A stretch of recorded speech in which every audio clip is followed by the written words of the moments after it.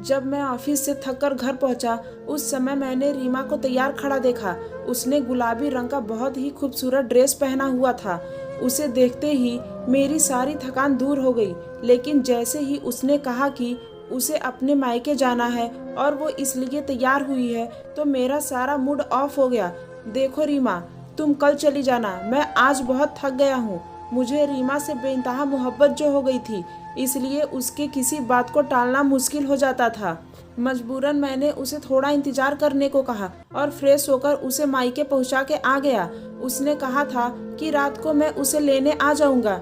मैं जल्दी से वापस लौटा क्योंकि मैं बहुत थका हुआ था और आज मेरी तबीयत भी कुछ ठीक नहीं लग रही थी। लेकिन मैं रीमा को इस बारे में नहीं कह पाया। मैंने जैसे ही अपने गेट के सामने अपनी कार रोकी, तो अचानक मेरी नज़र मेरे पड़ोसी के घर के तरफ गई। तो मुझे आश्चर्य का बड़ा झटका लगा क्योंकि उनकी छत पर एक ड्रेस लटक रहा था और हुबहू वही ड्रेस मैंने अभी अभी रीमा को पहने हुए देखा था। बिल्कुल वही रंग और वही प्रिंट। मैं काफी देर तक उसे देखता रहा। कैसा अजीब इत्तेफाक है। मैंने मन ही मन सोचा कि हो सकता है रीमा और भाभी ने एक साथ ही शॉपिंग की हो, इसलिए एक जैसा ड्रेस खरीदा हो। मैं इन्हीं ख्यालों में खोया हुआ था और जैसे ही चौकीदार ने गेट खोला, मैं कार अंदर ले गया। मैंने नौकर को कहा कि कोई मुझे डिस्टर्ब ना करे, मैं थोड़ी देर आराम करने वाला हूँ। उस दिन मैंने इस बारे में ज़्यादा नहीं सोचा क्योंकि अक्सर ऐसे इत्तेफाक होते रहते हैं।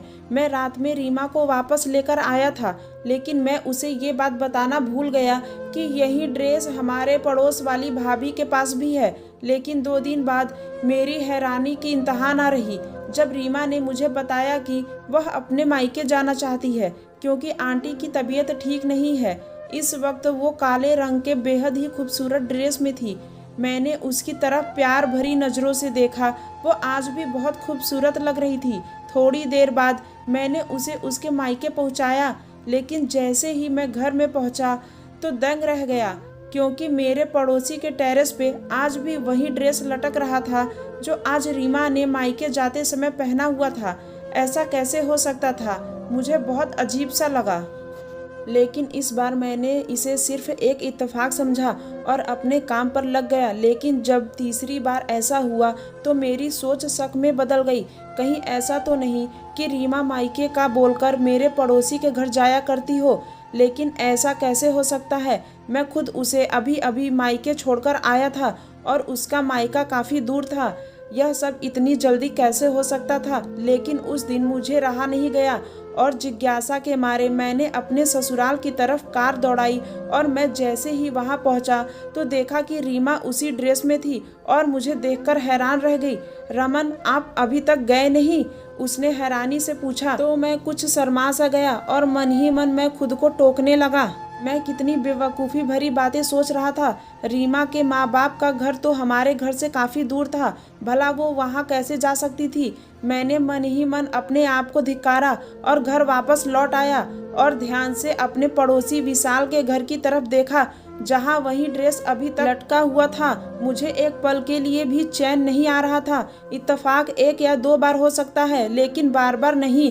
लेकिन मैं ये बात जुबान पर लाने से डरता था। अभी मेरी शादी को दिन ही कितने हुए थे और रीमा को मेरी बात से कितनी तकलीफ हो सकती थी, ये सोचकर मैं चुप हो गया। मुझे वो दिन याद आ रहा था जिस दिन मेरी शादी हुई थी और मैं रीमा को दुल्हन बनाकर घर ले आया था। उसी दिन मेरा पड़ोसी विशाल मेरे घर बधाई देने आया था और उसने माफ़ी मांगी कि वह शादी में नहीं आ सका क्योंकि आज उसकी भी शादी थी। उसकी बात सुनकर मुझे सुखद आश्चर्य हुआ। सच में मैंने मुस्कुराकर उसे गले से लगाकर बधाई दी और उसने लाए हुए मिठाई के डिब्बे में से एक लड्डू निकालकर जबरदस्ती मुझे खिलाया। वो बहुत खुश लग रहा था अपनी शादी से। खैर, खुश तो मैं भी बहुत था। मेरी भी लव कम अरेंज मैरिज थी रीमा से। जब मैंने पहली बार रीमा को देखा था उसी वक्त उसे दिल दे बैठा था। वो मेरी सेक्रेटरी से मिलने मेरे ऑफिस आई थी। वो मेरी सेक्रेटरी श्रेया की दोस्त थी और उन दोनों को शॉपिंग के बाद एक साथ लंच पे ले जाना था, जिसके लिए श्रेया ने मुझसे पहले ही छुट्टी ले ली थी। संयोग से उसी वक्त मुझे किसी काम से बाहर जाना था। जैसे ही मैं अपने केबिन से निकला तो सीधा रीमा के ऊपर मेरी नज़र पड़ी और फिर मैंने उसे देखा तो देखता ही रह गया। वो इस तरह मुझे अपनी ओर देखता पाकर थोड़ी देर के लिए असहज महसूस करने लगी और मैंने जल्दी से अपने नजरों का रुख मोड़ दिया। मैं ना चाहते हुए भी वहां से निकल आया और जैसे ही मैंने पीछे मुड़कर देखा, वो दोनों मेरे पीछे ही बातें करते हुए निकली थी। रीमा श्रेया के किसी बात पर खिलखिला के हंसी थी और उसके लंबे बाल हवा में लहराते हुए उसके चेहरे पर आ रहे थे, जिन्हें वो बार बार पीछे कर रही थी। मैंने मौका देखकर श्रेया से कहा कि अगर वो चाहे तो मैं उन्हें लिफ्ट दे सकता हूँ, क्योंकि मुझे भी उसी तरफ ही जाना है। मैंने झूठ बोला, लेकिन मुझे उस तरफ नहीं जाना था जिस तरफ उनका प्रोग्राम था, मगर दिल के हाथों मजबूर होकर मैंने उनसे कहा था। मेरी बात पर श्रेया बहुत खुश हुई और रीमा का हाथ पकड़कर कार में बैठ गई, लेकिन रीमा कुछ झिझकते हुए बैठी थी। मेरा दिल जैसे हवाओं में उड़ने लगा था।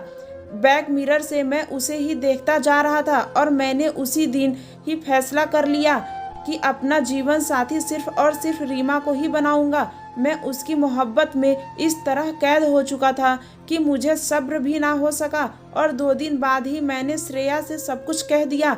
वो मेरी बात सुनकर बहुत खुश हो गई और उसी ने बताया कि रीमा एक ओवर मिडिल क्लास फैमिली से ताल्लुक़ रखती है और जॉब करके अपने माँ बाप की और अपने छोटे भाई बहनों की देखभाल करती है। श्रेया, मुझे उसके बैकग्राउंड से कोई मतलब नहीं, बस मुझे वो पसंद है। आप मुझे बताएं कि मैं कब उनके घर जा सकता हूँ। मैंने पूछा तो उसने मुझे जल्द ही बताने का वादा किया और इसी तरह कुछ दिनों के बाद मैं अपने माँ को लेकर उनके घर चला गया, जहाँ हमारा बड़े अच्छे से स्वागत किया गया और पहली ही मुलाकात में रिश्ता मंजूर कर लिया गया। मेरी खुशी का तो कोई ठिकाना ही ना रहा। माँ भी तैयारी में जुट गई थी, क्योंकि वो मेरे साथ नहीं रहती थी। उनका अपने घर के सिवा कहीं दिल नहीं लगता था, जबकि मैं जॉब की वजह से दिल्ली में रहता था, जहाँ एक बहुत बड़ी कंपनी में मुझे एक बड़ी पोस्ट पर रखा गया था और ये बंगला कार सब उन्हीं की तरफ से था। मुझे बहुत अच्छा पैकेज दिया जाता था और बोनस वगैरह भी मिलता था और अगर कभी देश से बाहर जाना होता था तो कंपनी और ज़्यादा पैसे देती थी। मैं अपनी जॉब और लाइफ स्टाइल से बहुत संतुष्ट था और जब से रीमा मेरी ज़िंदगी में आई थी तब से तो लगता था कोई कमी नहीं रही ज़िंदगी में। मैं हर वक्त भगवान का शुक्रिया अदा करता था। रीमा भी मेरा बहुत ख्याल रखा करती थी और वह हर तरह से एक बेहतरीन लाइफ पार्टनर साबित हुई थी। लेकिन जब से ये ड्रेस वाला सिलसिला शुरू हो गया था, मेरी तो रातों की नींद हराम हो गई थी। अब तो मैं रीमा से बात भी नहीं कर पाता था। वो जब भी मायके जाने की कहती तो मुझे बहुत गुस्सा आता था।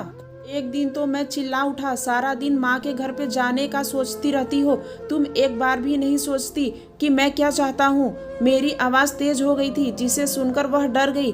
क्या हुआ रमन, मुझसे कोई गलती हुई है क्या? वह अचानक से रोने लगी और उसके खूबसूरत चेहरे पर डर के निशान थे, जैसे उसने कोई भूत देख लिया हो। मेरा दिल उसे इस तरह देखकर पिघल गया और मैंने अपने इस रवैये के लिए उससे माफ़ी मांगी और कुछ ही देर बाद मैं उसे मायके छोड़ के आ गया। लेकिन लौटते समय वही ड्रेस मुझे विशाल के घर पर लटकता हुआ दिखाई दिया। मुझे डर लगने लगा था। मैंने अपने सिर को दबाना शुरू कर दिया था। ऐसा लग रहा था जैसे कोई मेरे सिर पर हथौड़ा बरसा रहा हो। हर बार मैं सच्चाई जानने के लिए वापस जाया करता और रीमा और उसके घरवाले मुझे अजीब नज़रों से देखा करते और मैं कोई ना कोई बहाना बनाकर उल्टे कदमों से वहां से वापस आ जाता था। क्या हो रहा था मेरे साथ, कुछ समझ नहीं आ रहा था। अब तो रीमा भी मुझसे नाराज रहने लगी थी। मैं सारा दिन चिड़चिड़ा रहने लगा था। ऑफिस में भी लोग मेरी शिकायत करने लगे थे।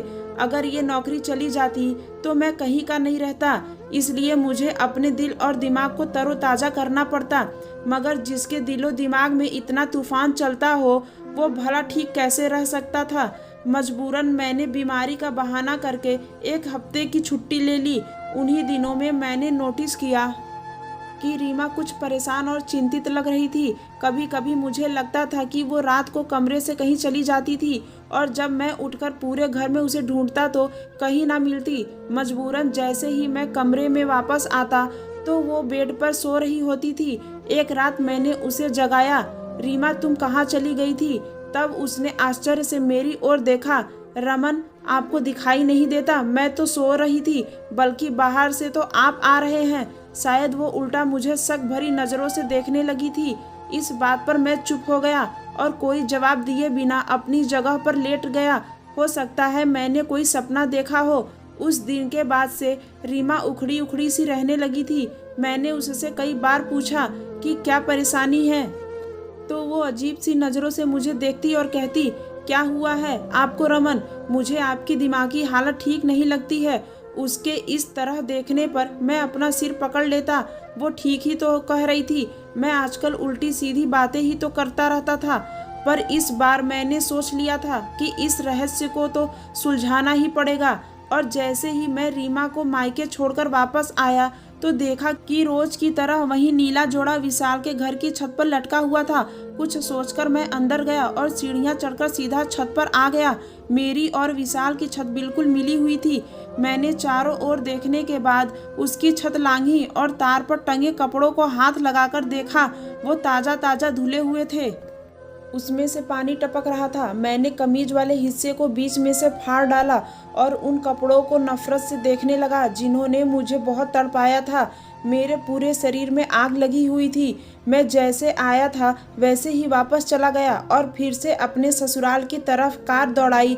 आज मुझे सच्चाई का पता लगाना था और आज दूध का दूध और पानी का पानी करना था। मैंने तेज रफ्तार से कार चलाई थी और जैसे ही मैंने रीमा के घर का दरवाज़ा खटखटाया तो रीमा ने ही दरवाज़ा खोला। वो मुझे देखकर हैरान नहीं हुई थी क्योंकि मैं हमेशा ही वापस आ जाया करता था, लेकिन उसे देखकर मेरे पैरों तले से ज़मीन खिसक गई थी क्योंकि उसकी कमीज का दामन बीच में से फटा हुआ था, बिल्कुल वैसे ही जैसे मैंने फाड़ा था। ये सब देखकर मुझे इतना गुस्सा आया कि मैं अपने होशो हवास खो बैठा और बिना सोचे समझे रीमा के गाल पर जोर का थप्पड़ दे मारा। वो इस हमले के लिए तैयार ही रही थी और चकराकर गिर पड़ी और जोर जोर से चिल्लाकर सबको बुलाने लगी। माँ, भाई, पिताजी। उसके इस तरह के चिल्लाने पर सबके सब इकट्ठे हो गए थे और मुझे कुछ दिखाई नहीं दे रहा था। मैंने उसका हाथ पकड़कर खींच लिया। चलो मेरे साथ। मैं भी चिल्लाया, क्या हुआ बेटा, आप ऐसा क्यों कर रहे हो? मेरे सास ससुर हैरान परेशान बीच में आ गए और पूछने लगे। मेरी सास फूल रही थी, आप ये सब अपनी बेटी से क्यों नहीं पूछते? किसको बेवकूफ़ बना रही है ये? मैं उसकी तरफ इशारा करते उनको बताने लगा। मगर बेटा, इसने किया क्या है? मेरे ससुर ने मेरा हाथ पकड़कर नरमी से पूछा। अंकल, इससे पूछें कि इसकी कमीज कैसे फटी है। मैंने अपनी सांस को नियंत्रित करते हुए बड़ी मुश्किल से कहा। मेरी बातों से वो सब चौंक कर एक दूसरे की ओर देख रहे थे, लेकिन इसकी कमीज तो अभी अभी गेट से अंदर आते हुए दरवाजे पर लगी कील में फंसकर फटी है बेटा। वो सब एक जबान होकर मुझे बताने लगे और रीमा अभी तक जमीन पर बैठी आंसू बहाए जा रही थी। ये नहीं हो सकता, आप सब इसके साथ मिले हुए हैं, इसके झूठ में इसका साथ दे रहे हैं। मैं अब अपने दिमाग से बाहर हो चुका था और रीमा को जबरदस्ती घसीटता हुआ वहां से ले आया। उसके माता पिता गिड़गिड़ाने लगे, लेकिन मुझे कुछ सुनाई नहीं दे रहा था। रीमा पूरे रास्ते रोती रही, लेकिन मुझे अब उस पर जरा भी दया नहीं आ रही थी। घर पहुंचकर मैंने उसके बालों को पकड़ा और बोला, बताओ क्या चक्कर है तुम्हारा विशाल के साथ? ये आप क्या कह रहे हैं रमन? वो चीखी, लेकिन मुझे उसकी कोई परवाह ना थी। मेरी बात सुनकर उसके चेहरे का रंग उड़ चुका था। ये क्या पागलपन है? आप इतना गलत कैसे सोच सकते हैं? वो चिल्लाई, लेकिन मुझे अब उसकी कोई परवाह नहीं थी। मैं कोई गिरा हुआ इंसान नहीं था जो आंखों देखी बात झूठ मान लेता, मगर वो लगातार इनकार करते जा रही थी। मेरा गुस्से से बुरा हाल हो रहा था। मैंने उसे कहा, अगर वो सच बता देगी तो मैं उसे कुछ नहीं कहूँगा, बस वो एक बार अपनी बात मान ले। मुझे लग रहा था कि मेरे दिमाग की नसें फट जाएगी। और तभी अचानक मैंने देखा कि पुलिस वहां पहुंच गई थी। उनमें से एक महिला कांस्टेबल ने आते ही रीमा को मेरी हाथों से छुड़ाया और उसे सोफे पर बिठा दिया। उसका बयान लेने लगी, जबकि मुझे हथकड़ी पहना दी गई थी। ये सब क्या है? मैं चिल्लाया। ये तो बेटा आपको थाने चल के पता लग जाएगा। वो पुलिस इंस्पेक्टर हंसने लगा और मुझे घसीटता हुआ पुलिस के गाड़ी में डाला, जबकि जाते वक्त मेरे कानों में रीमा की आवाज़ लगातार गूंजती जा रही थी। यह मेरा पति पागल है, पहले दिन से ही इसे पागलपन के दौरे पड़ते आ रहे हैं। रीमा पुलिस को बताए जा रही थी और मुझे अपनी कानों पर यकीन नहीं हो रहा था। वो जिसे मैंने दिलो जान से चाहा था वो ये क्या कह रही है।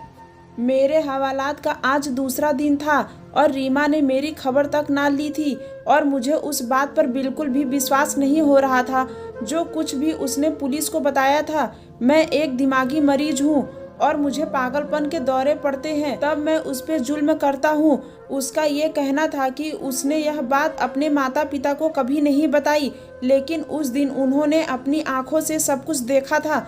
लेकिन सबसे चौंकाने वाली बात यह थी कि उस रात पुलिस को विशाल ने ही कॉल किया था, जो मेरा पड़ोसी था और जिसकी वजह से ये सारा सिलसिला शुरू हुआ था। मुझ पे आश्चर्य के वार पे वार हो रहे थे।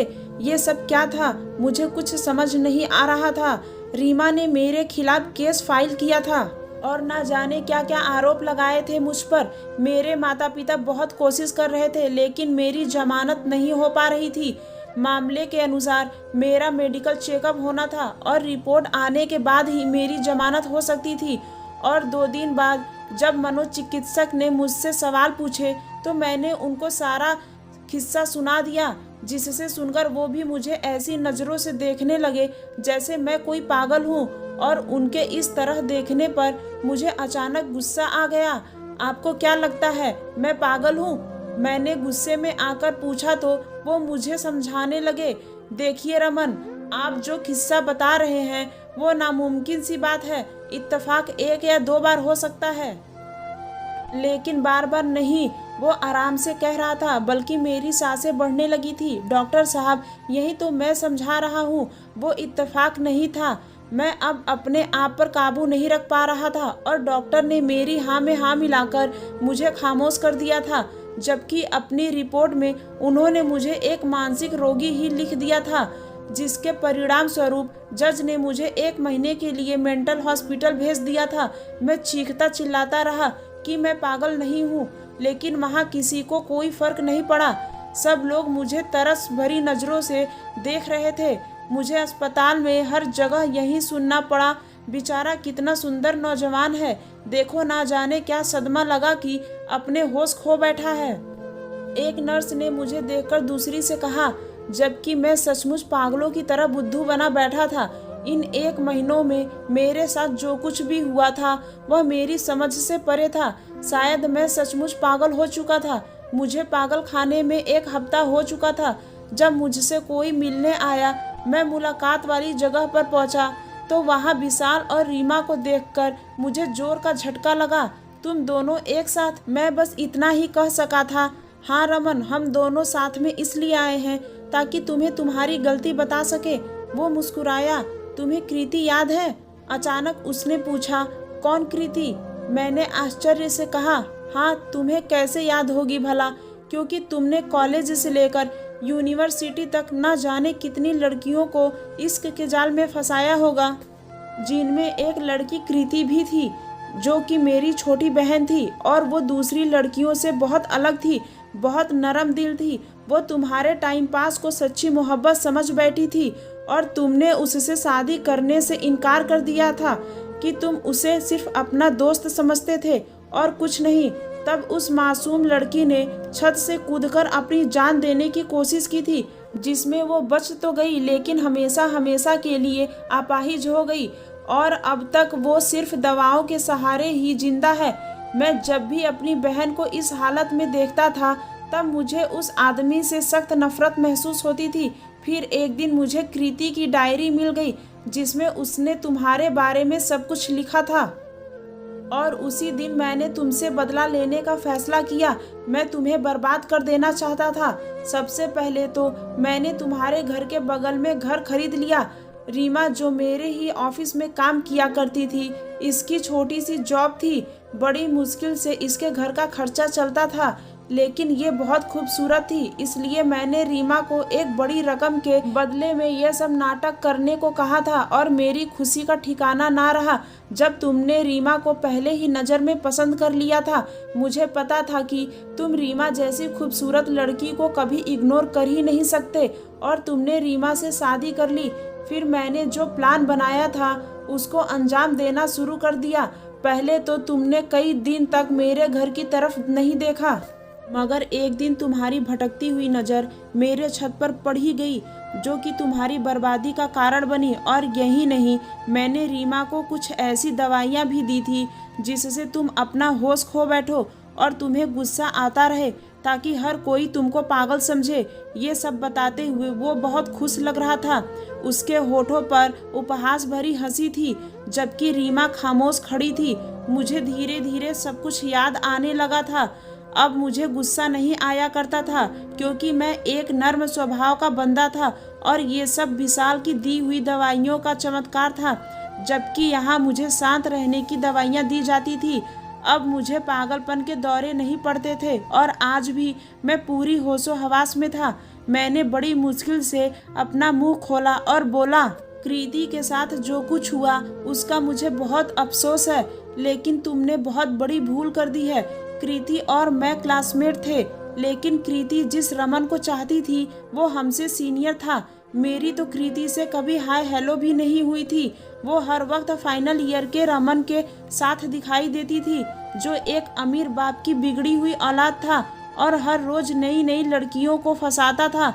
मुझे कुछ पता नहीं था कि कृति ने यूनिवर्सिटी आना क्यों बंद कर दिया था। मुझे बस अपनी पढ़ाई से मतलब था, और जब तुमने कृति की डायरी में रमन का नाम लिखा देखा, तब बदकिस्मती से उसके क्लास में जो रमन था वो मैं था।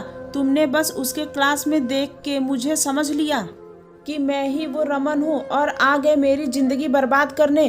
कम से कम एक बार किसी से पूछ तो लेते कि कृति के साथ कौन होता था। सदमे और दर्द से मेरा बुरा हाल था। मुझे उस गुनाह की सजा मिली थी जो मैंने कभी किया ही नहीं था। मेरी कहानी सुनकर विशाल और रीमा सदमे में आ चुके थे। उन दोनों के चेहरे देखने लायक थे, जबकि मैं संतुष्ट था कि मैं कोई गुनाह नहीं किया। उस दिन तो वो दोनों चले गए और एक दिन बाद ही मुझे छोड़ दिया गया। विशाल और रीमा ने अपना गुनाह कबूल कर लिया था। जब मुझे पता चला तो मैंने जल्दी से अपने वकील से बात की और उन दोनों को माफ़ कर दिया। मैं जानता था उन्होंने अपराध किया था, लेकिन रीमा ने गरीबी से तंग आकर ये ऑफ़र कबूल किया था। वो अपने बीमार पिता की दवाइयाँ और घर का खर्चा पूरा नहीं कर पा रही थी, और विशाल ने बदले की आग में ये सब किया था। मैं अपने घर वापस लौट चुका था, लेकिन मैं चौंक गया जब वहाँ मैंने रीमा को मेरा इंतजार करते पाया। रीमा, तुम यहाँ? हाँ रमन, मैं आपकी गुनहगार हूँ, मुझे माफ़ कर दो। और अगर तुम्हारे दिल में मेरे लिए थोड़ी सी भी जगह है तो मुझे अपने जीवन से मत निकाल देना। मुझे आपसे मोहब्बत हो गई है। रमन, आप जैसा इंसान मैंने आज तक मेरी ज़िंदगी में कभी नहीं देखा। मैं आपको बिल्कुल खोना नहीं चाहती। वो सिसकते हुए मेरे कदमों में गिर गई थी। उसका पूरा शरीर कांप रहा था। मैं उससे नफरत करने की लाख कोशिश करता, लेकिन ये दिल उसके एक आंसू से ही पिघल चुका था। वो अब भी मेरा प्यार थी। मैंने उसके कंधे को पकड़कर उसे उठाया और आंसू पोंछे। रीमा, अगर तुम वाकई अपने किए पे शर्मिंदा हो तो मैं तुम्हें माफ़ करता हूँ, मगर ये याद रखना कि मैं भी एक इंसान हूँ, शायद बार बार माफ़ ना कर सकूँ। मेरी बातों पर वो फूट फूट कर रोने लगी और मैंने दिल में ये सोचा कि ये पछतावे के आंसू हैं। इसका मतलब है कि रीमा को सच में मुझसे मोहब्बत हो गई थी। मैंने भगवान का शुक्रिया अदा किया जिसने मुझे मेरा मान और सम्मान वापस दिला दिया था, वरना एक गलतफहमी के आधार पर मेरी पूरी जिंदगी तबाह होने जा रही थी। इसलिए बड़े बुजुर्ग कहते हैं कि कोई भी कार्य सोच समझकर करना चाहिए। अगर कहानी पसंद आए तो प्लीज़ मेरे चैनल को सब्सक्राइब करें।